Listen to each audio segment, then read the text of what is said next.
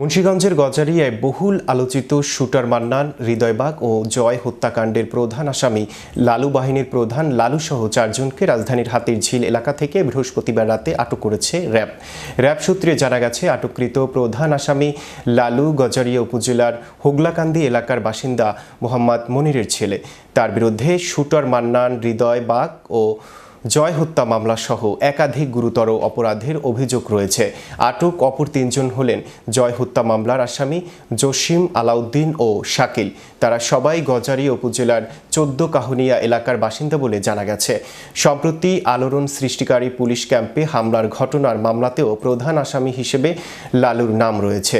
আইন শৃঙ্খলা বাহিনীর বিভিন্ন সূত্র জানায়, দেশের বিভিন্ন অঞ্চলে লালু বাহিনীর সর্দার হিসেবে পরিচিত এই লালুর বিরুদ্ধে হত্যা, চাঁদাবাজি, সন্ত্রাস ও অস্ত্র মামলাসহ ২৩টিরও বেশি মামলা রয়েছে। র্যাব জানিয়েছে, আটককৃতদের বিরুদ্ধে আইনানুগ ব্যবস্থা গ্রহণ প্রক্রিয়াধীন রয়েছে এবং প্রাথমিক জিজ্ঞাসাবাদে গুরুত্বপূর্ণ তথ্য পাওয়া গেছে বলে ধারণা করা হচ্ছে।